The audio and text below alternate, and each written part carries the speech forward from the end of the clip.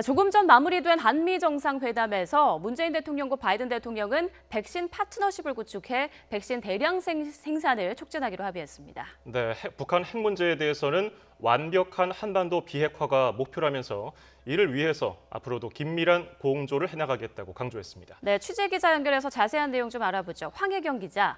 네, 정치부입니다. 네, 먼저 백신 문제부터 좀 알아보겠습니다. 한미가 백신 파트너십을 구축하기로 했죠? 네, 그렇습니다. 바이든 대통령은 한미가 백신 파트너십을 구축해 백신 생산을 효율적으로 앞당기기로 했다고 밝혔습니다. 백신 조달을 증대해 앞으로 있을 대역병에도 공동 대처하기로 했다고 강조했는데요. 문재인 대통령도 한미가 백신과 관련해 포괄적 파트너십을 구축하기로 했다면서 코로나의 완전한 종식을 앞당기는 데 기여할 거라고 의미를 부여했습니다. 이는 미국이 가진 백신 기술과 한국의 바이오 생산 능력을 결합해 백신 생산을 촉진하겠다는 뜻인데요.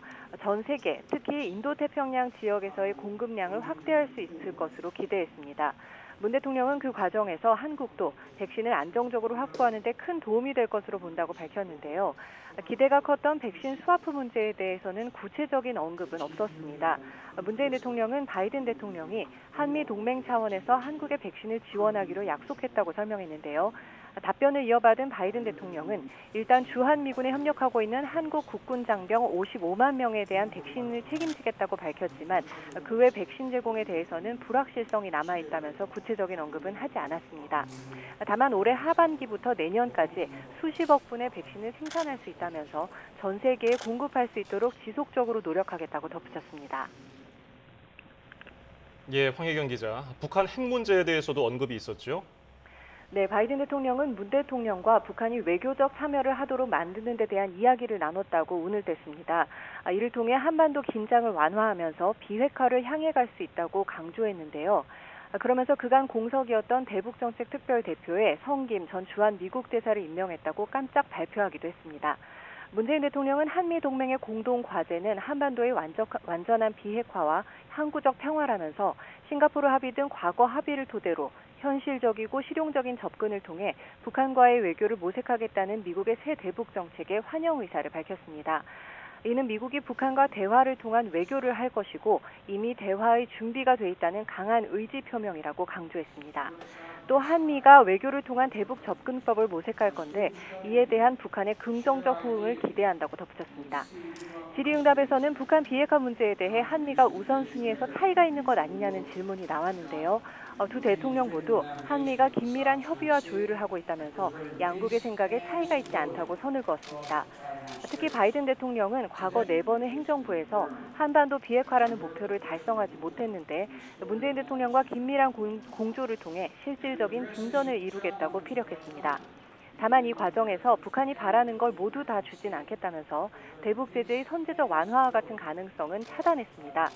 북한이 핵 개발의 단계를 낮추고 또 점점 줄여나가는 게 필요하다면서 국제사회의 인정을 받기까지는 쉽지 않을 거라고 지적하기도 했습니다. 네, 그리고 또 하나의 성과가 있었습니다. 한미 미사일 지침을 완전히 해제하기로 합의했죠. 네, 그렇습니다. 양국은 연합 방위 태세를 더 강화해 나가기로 하고 전시 작전권 전환을 위한 양국 의지를 재확인했다면서 이러한 일환으로 한미 미사일 지침을 완전 종료했다는 사실도 전했습니다.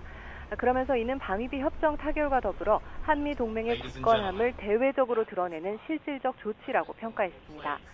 한미 미사일 지침 완전 해제는 문재인 대통령이 임기가 끝나기 전 해결하려는 의지가 매우 강했던 부분인데 이번 회담에서 성사됐습니다.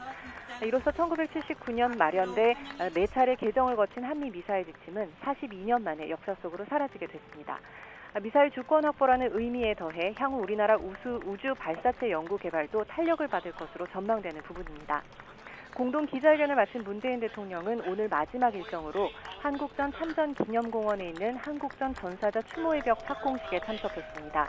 또 마지막 날인 내일은 오전에 미국 최초의 흑인 추기경인 윌턴 그레고리 대주교와 면담하고 이후 조지아주 애틀랜타로 이동해 SK이노베이션 현지 공장을 방문하는 것으로 3박 5일 방미 일정을 마무리하게 됩니다.